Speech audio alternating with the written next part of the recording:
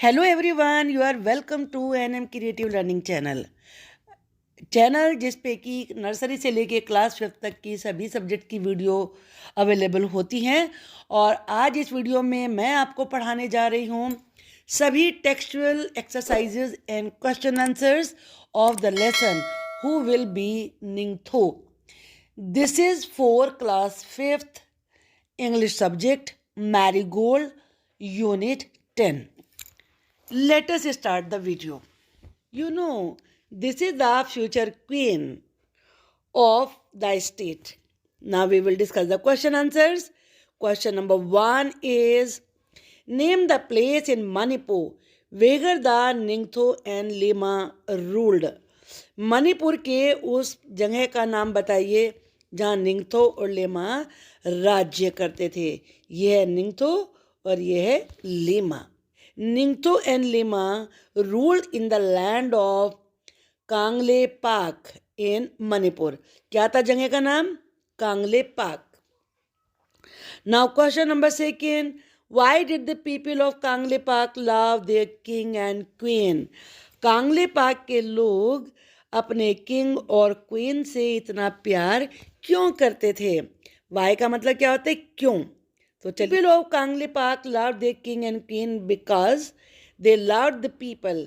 क्योंकि वो, ये दे आया है किंग और क्वीन के लिए, वो अपने प्रजा से, अपने लोगों से बहुत प्यार करते थे। And always thought of making them happy, और हमेशा उन्हें हैप्पी करने के बारे में ही सोचते रहते थे। Why did the King Thao want to choose a future king? King थाओ एक फ्यूचर किंग क्यों चूज करना चाहते थे? चूज का मतलब है सिलेक्ट करना, चुनना। उसका रीजन क्या था? उसका रीजन ये था because the king was growing old, क्योंकि किंग अब बूढ़े हो रहे थे। Question number 4, how did the king want to select their future king. किंग अपने फ्यूचर किंग को, यानी कि भविष्य में होने वाले किंग को कैसे, हाउ का मतलब क्या होता है? कैसे, कैसे चुनना चाहते थे। Did not want to follow the old custom. एक रीजन तो ये था, कस्टम का मतलब होता है परंपरा, रिवाज, कि वो पुरानी परंपरा को नहीं फॉलो करना चाहते थे। He wanted to choose the future king by holding a contest. Contest का मतलब क्या होता है? कॉम्पिटिशन। वो फ्यूचर किंग को एक कंपटीशन करवा के चुनना चाहते थे। ही वांटेड टू सी, वो ये देखना चाहते थे who was the worthy of being the future king, के फ्यूचर किंग बनने के लायक कौन है ना सही तरीका। जो डिजर्विंग होता है उसको तो चुना जाना चाहिए ना। Now question number 5, what kind of child was Sanatombi. Sanatombi किस तरह की बच्ची थी? सन टॉम्बी वो सॉफ्ट, वो बहुत ही सॉफ्ट थी, ब्यूटीफुल थी अंदर से, यानी कि कोमल हृदय वाली थी। She could feel the pain of others. वो दूसरों का, जैसे कि एनिमल्स हैं, ट्रीज हैं, बर्ड्स हैं और लोग हैं, सबके दर्द को फील कर सकती थी। तो इसीलिए वो सबसे अच्छी थी और इसीलिए उसको सेलेक्ट भी किया गया। Now question number 6, have you ever seen an animal और ए बर्ड इन पेन। क्या आपने कभी किसी एनिमल को या बर्ड को पेन में देखा है? Once a little parrot fell in the yard of my house. एक बार एक छोटा सा पैरट मेरे घर के यार्ड, यानी कि जो पीछे का एरिया होता है, उसमें गिर पड़ा। I saw someone had tied its leg with a string. मैंने देखा कि किसी ने उसकी लेग्स को स्ट्रिंग से, तार से बांध दिया है। इट हैड एस्केप्ड, वो बच के तो भाग गया, बट कुड नॉट सिट और फ्लाई एनी मोर, लेकिन वो ना तो बैठ सका और ना ज़्यादा उड़ सका। आई पिक्ड इट अप, मैंने उसे उठाया। I cut the string with a razor very carefully, मैंने बड़ी सावधानी से रेजर के साथ स्ट्रिंग को काट दिया। देन आई रिलीज्ड इट, फिर मैंने उसे छोड़ दिया। इट फ्लीव अवे इमीडिएटली, वो तुरंत ही उड़ गया। Where is Manipur on the map of India. India के मैप में मणिपुर कहाँ है? आप मैप देख ही रहे हैं, तो ये आपका नॉर्थ है और ये ईस्ट है। तो नॉर्थ ईस्ट के बीच में जो जगह होती है उसे कहते हैं नॉर्थ ईस्टर्न पार्ट। तो मणिपुर आप देख रहे हो, इंडिया के नॉर्थ ईस्टर्न पार्ट में है, on the border of Myanmar. Myanmar एक अलग कंट्री है, तो म्यांमार के बिल्कुल बॉर्डर पर। What language do the people of Manipur speak? Manipur के लोग कौन सी लैंग्वेज बोलते हैं? मणिपुर के लोग बोलते हैं मणिपुरी। मणिपुरी मतलब मणिपुर की language Manipuri. You think should have been made the future king? आप किसे सोचते हो कि फ्यूचर किंग बनाया जाना चाहिए था? यानी कि सन जाओबा को, the one who jump through the tree, जो कि ट्री के बीच में से जंप लगा गया था, और या फिर सन येमा को, the one who jumped over the tree, जो कि ट्री के ऊपर से कूद गया था, और या फिर सन टॉम्बा को, the one who uprooted the tree, जिसने कि ट्री को उखाड़ के फेंक दिया था। Why do you think so? I think that Sanatomba, the one who uprooted the tree, should be made the king. I think so, मैं ऐसा इसलिए सोचती हूँ बिकॉज ही वॉज ब्रेव, क्योंकि वो ब्रेव था।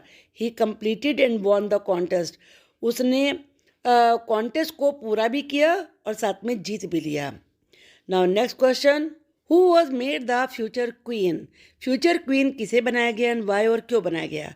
सना टोम्बी was made the future queen. Sanatombi को future queen बनाया गया because she could feel the pain of not only human, वो केवल व्यक्तियों के ही दर्द को नहीं बल्कि बर्ड्स, एनिमल्स और ट्रीज के दर्द को भी फील कर सकती थी।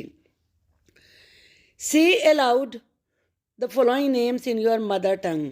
निंगथो किंग, और लीमा क्वीन, मियाम गिफ्ट ऑफ गॉड, या इसके लिए पीपल भी लिखा जा सकता है। प्रजा से मतलब है जो किसी राज्य के लोग होते हैं, जो किंग के लिए राजा के समान, गॉड के समान होते हैं। और खोंगनैंग ट्री, यानी कि कौन से वाला ट्री? बैनियन। बैनियन ट्री के लिए यहाँ पर ये यूज़ हुआ है। Write the meanings of the following in English. तुंगी निंगथाओ फ्यूचर किंग, थोरो थोरो ब्रावो ब्रावो, और पैजी फैजी फैजी वंडरफुल, और शैगो तोम्बा नुपा। इसका मतलब क्या होता है? Fine horseman. Fine horseman. Now we have to see these question, ये बड़ी इंटरेस्टिंग है। इसमें बहुत सारे वर्ड्स की साउंड दी गई है। तो यहाँ पर जैसे जो कार जाती है, zoom went the car, bang went the door, pip pop, flippity flop. अब यहाँ पे और साउंड्स हैं, तो ये साउंड किस किस की हैं? तो क्लिक किसकी साउंड होती है? क्लिक साउंड होती है कैमरे की। और जो चर्प होती है वो होती है बर्ड की। और विस्पर क्या होता है? Talking in a low voice. Bravo क्या होता है? शाबाश। It is said when someone is doing well, उसे शाबाश कहते हैं। ओहो। It is said to express surprise and pain, ये या तो आश्चर्य या पेन का जब हम को अभिव्यक्त करते हैं तब बोला जाता है ओहो। आहा, ये खुशी को व्यक्त करता है। It is said to express pleasure, pleasure का मतलब होता है खुशी। Hurray, it is said to express happiness, ये खुशी को व्यक्त करने के लिए प्रयोग होता है। एलास, अफसोस, it is said to express sadness. Wonderful, it is said to express pleasure और हैप्पीनेस, प्लेजर और हैप्पीनेस को व्यक्त करने के लिए प्रयोग होता है। Hi, it is said to greet someone, जब हम किसी को नमस्ते करते हैं, वेलकम करते हैं। Ho, it is said to attract someone attention, जब हम किसी का ध्यान आकर्षित करना चाहते हैं। Hop away, it is a sound produce at the time of jumping, जब आप जंप लगा रहे हो और तब ये साउंड निकलती है, तो it is the sound produce at the sound of jumping, जब आप जंप लगा रहे होते हैं। है ना इंटरेस्टिंग क्वेश्चन। अब अगला क्वेश्चन ये आपके खुद के करने के लिए है। तो इसमें करना क्या है, आपको पूरे लेसन में से ऐसी वर्ब सिलेक्ट करनी है जिनमें कि ईडी आया हो, और उनको यहाँ इस कॉलम में आपको राइट करना है, उनकी फर्स्ट फॉर्म भी लगानी है। ज़्यादातर जितनी वर्ब जिनमें ईडी लगा होता है उनमें से ईडी हटा दीजिए, तो वो फर्स्ट फॉर्म बन जाती है। ओके, अब हम ये एक्सरसाइज करते हैं। fill in the correct word in the blanks and complete the story. In a forest there a goblin. goblin कहते हैं भूत को, ये goblin है. Named cruel, इसका नेम था cruel. तो रहता था, पास्ट टेंस लगेगा lived. अब जैसे कि आप कोई पास्ट की जब घटना बता रहे होते हैं तो उसमें जितने भी वर्ब्स आएंगी वो सारी पास्ट टेंस में ही आएंगी, केवल जो इन्वर्टेड कोमाज में लिखी हुई होती है उनको छोड़कर. वन डे ही मिला, तो मिला पास्ट टेंस, मेट होता है. An old man wandering in the forest. Immediately cruel, अब पास्ट टेंस लीप की लेफ्ट होती है, छलांग लगाना. On to the old man shoulders and, और आदेश दिया, ordered him, let's go, move fast. The frighten, डरा हुआ ओल्ड मैन, ओबेड, कहना माना उसका. द नेस्टी गॉबलिन, जो इतना खराब गोबलिन था उसका कहना मानना पड़ा. एंड वॉकड ऑन, और आगे चलता गया. As they moved, past tense आना है. ही नोटिस, देखा. That the goblin's feet were very tender. The old man, अब यहाँ पर आस्क्ड आएगा, पास्ट टेंस आना है. Cruel, sir how are your feet so soft and tender. Tender का मतलब कोमल.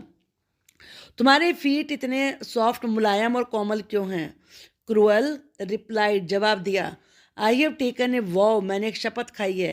That I will not touch the ground with my feet, कि मैं अपने पैरों से ज़मीन को टच नहीं करूँगा. टिल आई वॉश देम, जब तक कि मैं धो ना लूँ. दे सोन केम, आए. टू ए पुल पर आए. द गॉबलिन इंस्ट्रक्टेड, आदेश दिया. The old man to wait for him while he entered the pool में चला गया. The old man thought, old man ने सोचा, टू हिमसेल्फ, अपने आप से, यानी कि अपने मन में सोचा. Now that the goblin has wait his feet, अब तो गॉबलिन अपने पैरों को वेट कर चुका है. He does not need me, उसे मेरी जरूरत नहीं है. Let me run for my life, मुझे अपनी ज़िंदगी बचाने के लिए भाग जाना चाहिए. और he will surely eat me up, नहीं तो वो मुझे निश्चित ही खा जाएगा. सो ही रैन ऑफ. आपने देखा पास्ट टेंस की घटना है तो सारे टेंसेस पास्ट टेंस में ही आएंगे. अब यहाँ पर आप देखो, दो तरह की वर्ब्स होती हैं. एक वो होती हैं जिनमें ईडी लगता है, इन्हें रेगुलर वर्ब कहते हैं. एक होती हैं इर्रेगुलर, जिनमें कि पास्ट टेंस कुछ और होता है. जैसे मीट का मेट होता है, और मान लीजिए डू है तो डू का आप जानते हो कि डिड होता है.